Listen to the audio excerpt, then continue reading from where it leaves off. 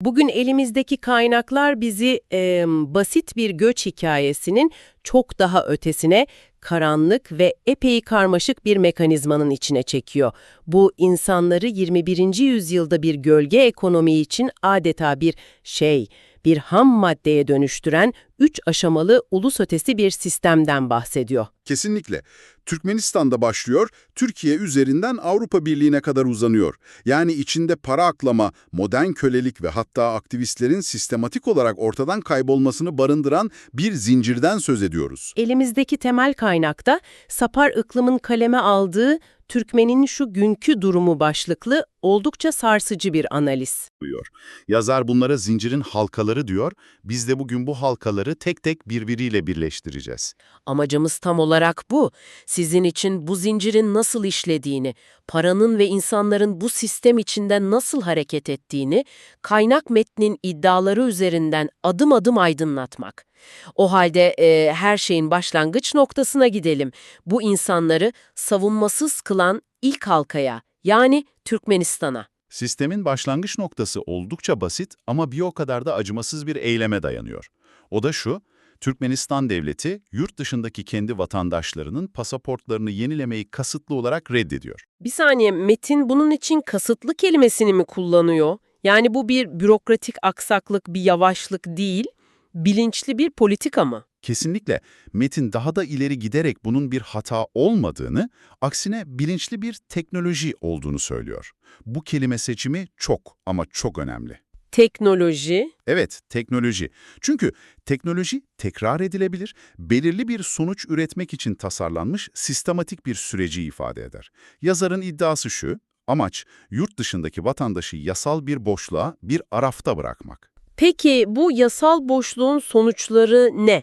Kendinizi bir an için o kişinin yerine koyun. Yıllardır Türkiye'de yaşıyorsunuz, çalışıyorsunuz, pasaportunuzun süresi doluyor, konsolosluğa gidiyorsunuz ve size basitçe yenilemiyoruz diyorlar. O andan itibaren hayatınız nasıl değişir?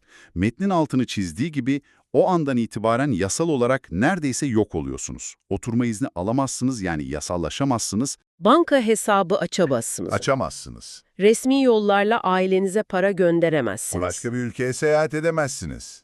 Daha da kötüsü, bir haksızlığa uğradığınızda polise gidemezsiniz çünkü siz orada yasa dışı olarak bulunuyorsunuz. Tamamen görünmez, tamamen savunmasız hale geliyorsunuz. Evet. Ve Metin'in iddiasına göre bu savunmasızlık birileri için muazzam bir ekonomik fırsat yaratıyor. Tam olarak nasıl bir fırsat? Şöyle, bu insanlar ailelerine para göndermek zorunda ama bankaları kullanamıyorlar. İşte bu noktada devreye gölge kanallar giriyor. Elden para transferi yapan, yüksek komisyonlarla çalışan gayri resmi ağlar. Metin bunun basit bir havale işlemi olmadığını, her yıl milyarlarca doların aklandığı devasa bir gölge ekonomi olduğunu öne sürüyor. Bu insanlar pasaportları olmadığı için bu sisteme resmen mahkum ediliyor. Yani Türkmenistan kendi vatandaşını bilerek belgesiz bırakarak hem onu kontrol altında tutuyor hem de yolsuzluk ve para aklama üzerine kurulu bir gölge ekonomiyi beslemiş oluyor. Hatta yazar bu paranın bir kısmının ülkedeki güvenlik bürokrasisinin sadakatini satın almak için kullanıldığı gibi çok ciddi bir imada da bulunuyor. Sistemin ilk halkası bu. Savunmasız insanların üretimi. Bir üretim bandı gibi adeta. Aynen öyle. Ve bu bandın ilk aşaması tamamlandığında, yani insanlar pasaportsuz ve çaresiz bırakıldığında, zincirin ikinci ve daha tehlikeli halkasına geçiyoruz. Türkiye. Türkmenistan'da bu şekilde üretilen savunmasız insanlar bir boşluğa düşmüyor anladığım kadarıyla. Metnin iddiasına göre bu zincirin bir sonraki halkası onları bekliyor ve bu halka çok daha karanlık. Türkiye'de bu insanlar metne göre korkunç sömürü koşullarıyla karşılaşıyor.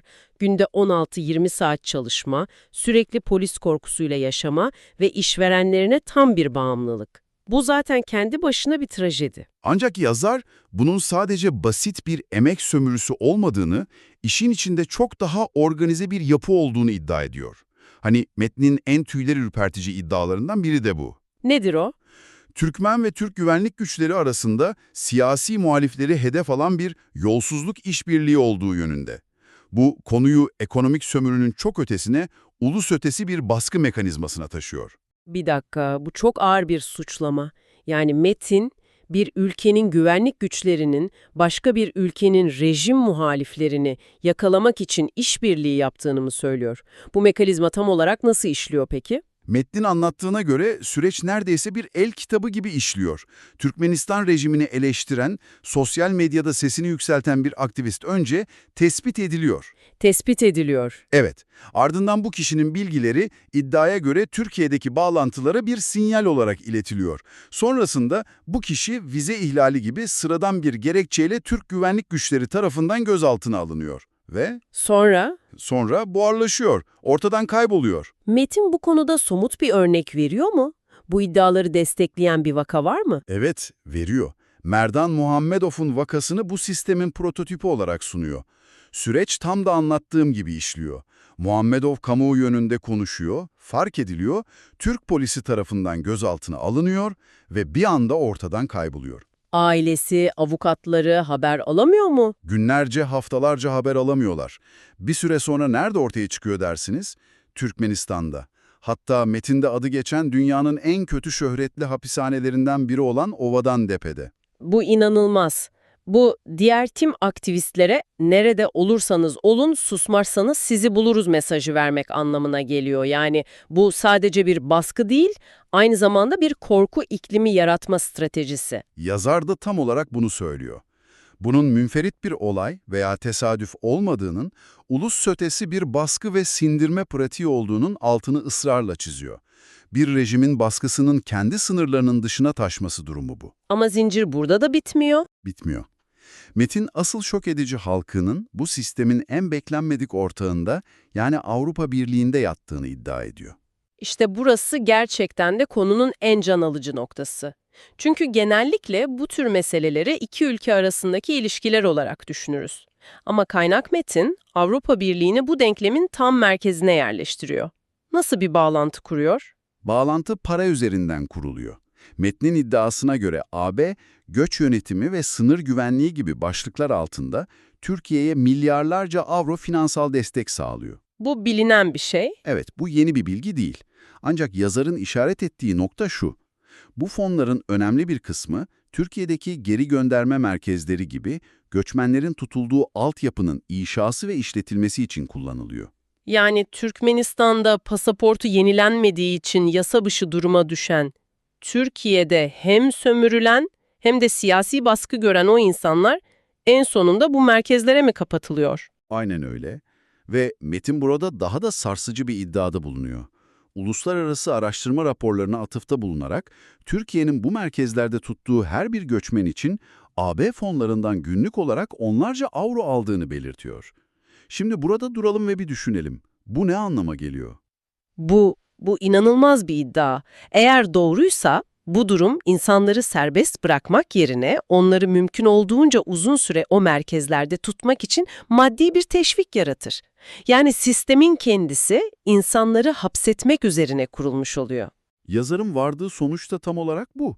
Metin, bunun bir insani yardım olmadığını, kelimenin tam anlamıyla insanları tutma endüstrisinin finansmanı olduğunu öne sürüyor. Bu ne demek? Yani AB bu baskı ve sömürü zincirine son halkasını finanse mi ediyor? Belki de farkında olmadan. İşte soru bu. AB bunu farkında olmadan mı yapıyor, yoksa sınırları güvende tutma gibi daha büyük bir hedef uğruna göz mü yumuyor? Bu sistemin devamlılığını sağlıyor anlamına geliyor. Ve bu merkezlerde binlerce Türkmenin bulunduğu iddia ediliyor. Yani Brüksel'de iyi niyetle imzalanan bir bütçe kalemi binlerce kilometre ötede pasaportu olmadığı için zaten yasa dışı olan bir insanın kapatıldığı bir merkezin masraflarını karşılıyor. Ve bu merkez aynı zamanda siyasi aktivistlerin ortadan kaybolmadan önce tutulduğu yerlerden biri olabilir. Bu bağlantı gerçekten de akıl almaz. Metin, AB'nin bu fonları verirken bu parayla ne yapılıyor diye yeterince denetleyip denetlemediği sorusunu soruyor. Yoksa göçmenler Avrupa sınırlarından uzak dursun da nasıl durursa dursun anlayışı mı hakim? Bu, metnin cevabını okuyucuya bıraktı ama imaları çok net olan bir soru. Peki tüm bu halkaları birleştirdiğimizde ortaya nasıl bir tablo çıkıyor? Bu üç parçanın yani Türkmenistan, Türkiye ve AB'nin bir araya gelmesiyle oluşan bu sistem ne anlama geliyor? Büyük resme baktığımızda metin kendi kendini besleyen, neredeyse kusursuz işleyen bir döngü çiziyor. Şöyle özetleyelim isterseniz. Lütfen. Birincisi, Türkmenistan. Pasaport vermeyerek kendi vatandaşını yasa dışı ve savunmasız hale getiriyor. Onu bir ham madde olarak üretiyor. İkincisi, Türkiye, evet Türkiye bu savunmasız insanın emeğini sömürüyor, rejime muhalif olanları ise iddiaya göre kendi güvenlik mekanizmalarıyla ortadan kaldırarak Türkmenistan'a iade ediyor ve onları geri gönderme merkezlerine kapatıyor. ve üçüncüsü, Avrupa Birliği, Avrupa Birliği de Türkiye'nin bu insanları tuttuğu merkezlerin masraflarını finanse ederek sistemin devamlılığını sağlıyor. Peki, ya para? Metnin başında gölge ekonomiden ve milyarlarca dolardan bahsetmiştik. Para bu döngünün tam olarak neresinde? para bu sistemin adeta kan dolaşımı. Bu yasa dışı durumdaki insanların kazandığı parayı gölge bir finansal ağ aklayarak sisteme sokuyor. Metne göre bu süreçten hem para aklama şebekeleri hem de bu işe göz yuman yolsuzluk yapıları kendi payını alıyor. Bu esnada da sisteme itiraz edenler. Sesini çıkaran aktivistler ise ortadan kaybolarak denklemden çıkarılıyor. Herkesin bir şekilde kazandığı ama tek bir kesimin yani o savunmasız göçmenlerin her şeyini kaybettiği bir yapı bu. Metnin vardığı nihai sonuç da bu yüzden çok net ve sarsıcı. Bu bir göç sorunu değil, bu bir ekonomi ya da diplomasi sorunu da değil. Kaynak metnin tanımıyla bu, savunmasızlığın üretimi, yolsuzluk, gölge para, uluslararası finansman, siyasi zulüm ve sistematik ortadan kaybolmalar üzerine kurulu modern bir kölelik sistemi. Gerçekten de metnin ortaya koyduğu tablo, insan hayatının bir merkezde tutulan bir kişi için ödenen günlük bir finansman oranından daha az değerli olduğu bir yapıyı işaret ediyor. Yazar bunun bir metafor olmadığını, her adımı planlanmış, yapılandırılmış, finansal ve siyasi çıkarlara hizmet eden bir sistem olduğunu iddia ediyor. Bu, üzerinde düşünülmesi gereken oldukça ağır bir tablo. Sizi üzerinde düşüneceğiniz bir soru bırakarak bitirelim o zaman. Tek bir ülkenin baskıcı politikalarıyla başlayan bir süreç, komşu bir ülkedeki iddia edilen yolsuzluk mekanizmaları ve binlerce kilometre ötedeki bir birliğin finansal teşvikleriyle birleştiğinde bireyler için nasıl küresel bir tuzağa dönüşebilir ve daha da önemlisi bu zincirin halkalarından sadece biri, örneğin AB finansmanı çekilseydi tüm bu acımasız sistem ayakta kalabilir miydi?